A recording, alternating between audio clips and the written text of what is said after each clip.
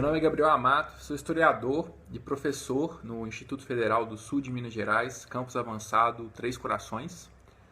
Além disso, eu pesquiso o tema da ditadura, já tenho alguns livros publicados sobre essa temática, especialmente sobre a história dos estudantes e das juventudes nos anos 60 e 70 e sobre a memória nesse período. Alguns exemplos das minhas publicações são o livro Aula Prática de Brasil, no Projeto Rondon, e as coletâneas que eu ajudei a organizar, A Ditadura Aconteceu Aqui e A Ditadura na Tela.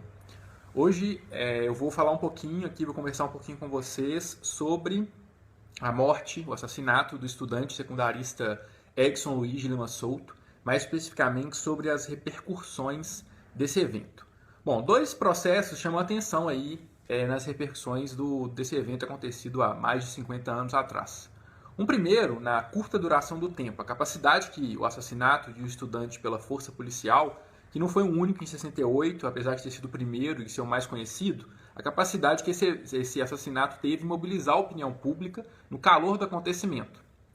Outro fenômeno, outro processo, dessa vez na média duração do tempo, são os esforços múltiplos e heterogêneos do próprio movimento estudantil organizado em tentar configurar uma memória sobre a história dos estudantes brasileiros que transforma o estudante Edson Luiz em um herói, um mártir na luta contra a ditadura. Esses usos políticos do passado se iniciaram ainda em 1968. Sobre isso, um exemplo é muito elucidativo, muito significativo. O famoso livro O Poder Jovem, História da Participação Política dos Estudantes Brasileiros, escrito pelo, então também muito jovem, Arthur José Poerner, e que seria publicado pela editora de esquerda Civilização Brasileira, já estava no prelo quando o assassinato do Edson aconteceu. Conta-se que o editor Enio da Silveira mandou parar o processo de impressão do livro e encomendou a Poerner o que viria a ser uma nota complementar à publicação, um texto de 5 páginas intitulado A Morte de Edson Luiz de Lima Souto. Nessa nota, o Poerner afirmava que no luto começa a luta e localizava Edson no que seria uma longa tradição estudantil de militância que teria se iniciado ainda durante o período colonial e que teria como constantes o nacionalismo e a defesa da democracia. Era a formação do que o historiador Alberto Saldanha chamou de mito do poder jovem. Quando o livro de Poerner foi enfim publicado, em julho de 68, ele seria proibido pela ditadura, recolhido das livrarias, mas a sua segunda edição, de 1979, um pouco diferente da edição de 68, se tornaria o que o mesmo Alberto Saldanha, que eu citei agora há pouco, chamou de Bíblia do Movimento Estudantil. Tal foi e é a sua importância na construção de uma memória sobre a atuação estudantil nos anos 60 e 70, patrocinada pelas correntes majoritárias da União Nacional dos Estudantes, a UNE. Tudo isso surpreende, porque o Edson ele não era um militante típico do movimento estudantil nos anos 60. Ele era um migrante, vinha lá do estado do Pará, como eu falei. Ele vinha de uma família pobre. Provavelmente ele não era visto como branco, como a maior parte dos militantes do movimento estudantil, ele devia ser visto como pardo. E que, além de tudo isso, por não ter moradia fixa na cidade do Rio de Janeiro, que era muito cara, precisava não só comer, mas também dormir no próprio restaurante Calabouço. Até o fim de março de 1968, essa situação causava debate e desconforto entre os próprios estudantes que frequentavam o restaurante, a ponto de alguns deles chamarem quem morava no calabouço de comensais do calabouço.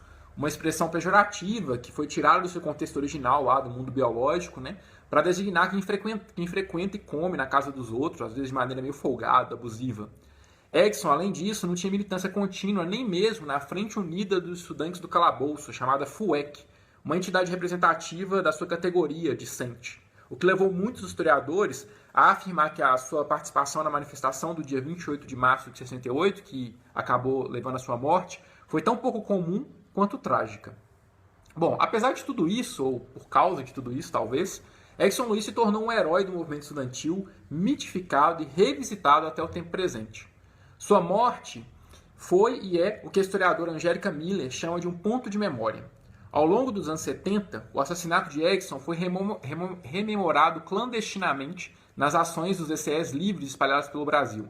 A música popular brasileira também atualizou essa memória, como foi o caso da canção Menino, composta por Milton Nascimento e Ronaldo Bastos, gravada em 1976 e conhecida principalmente na voz de Elis Regina.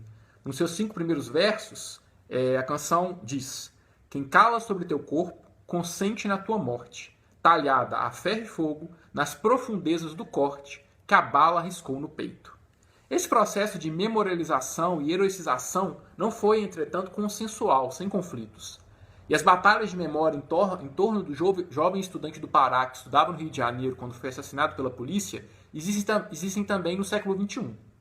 Quem quiser se aprofundar um pouco em 2 breves capítulos dessa longa batalha, pode comparar como o mesmo evento é tratado em 2 documentários diferentes, em 2 filmes diferentes. O primeiro se chama Memória do Movimento Estudantil e apresenta uma narrativa oficial, institucional sobre o evento.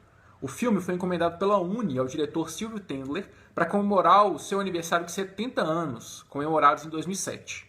O segundo filme que eu indico se chama Calabouço 1968, Um Tiro no Coração do Brasil, e foi dirigido por Carlos Pronzato. Lançado em 2014, esse segundo documentário é interessante porque traz à tela entrevistas com colegas do Jackson Luiz no Calabouço e com militantes da AFUEC, a Frente Unida dos Estudantes do Calabouço, que eu citei anteriormente. Talvez a conclusão que fica depois disso tudo é que o famoso grito de guerra do movimento estudantil nos anos 70, de que você me prende vivo, eu escapo morto, descreve de forma muito acertada todos esses usos políticos do passado. Edson Luiz, assassinado pela ditadura, continua vivo na prática social da memória.